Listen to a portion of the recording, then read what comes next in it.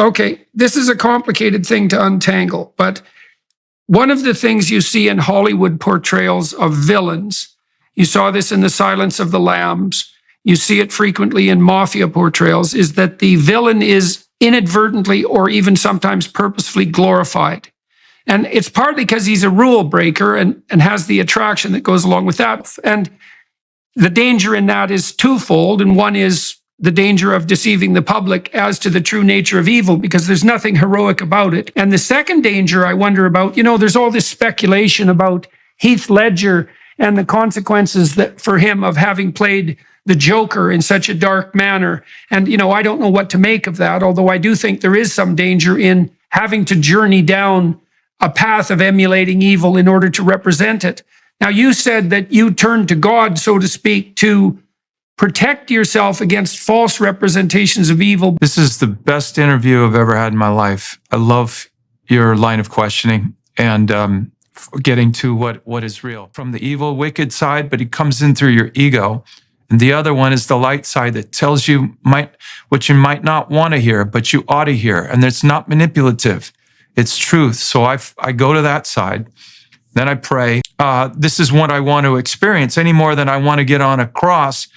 I went through hypothermia. I had to have open heart surgery.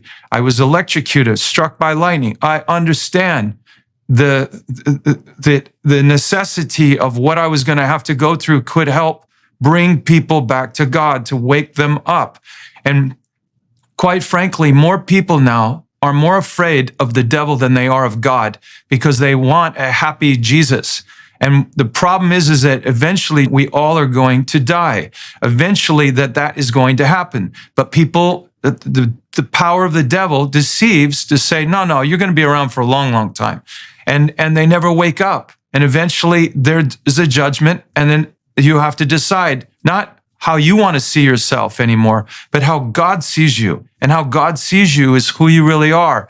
And so that's how I chose to go at this particular case. I had no choice but to go in. And I hear the screams in my heart. I hear the screams, God to show me things. He says, are you sure you want to go further? But I was weeping so hard. I said, this is what Tim goes through. This is what I got. I got to see it in order to go into there, to take people to a level of, will you do something? Will you do something? At some point, it ends for all of us. And so the pain in my heart is much better than the pain in the future. And if I have to see that to save my children, to motivate me to save my niece, to tell my sister at 13 years old from school is walking home, a good choice.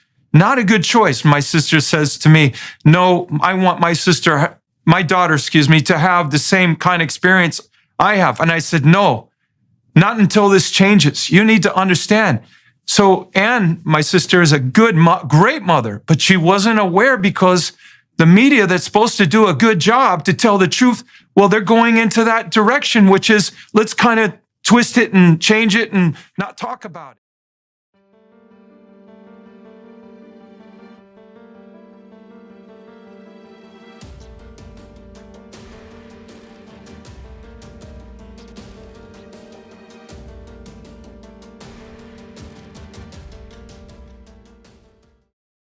How has this changed you? How is experiencing that material and having to play it out changed you?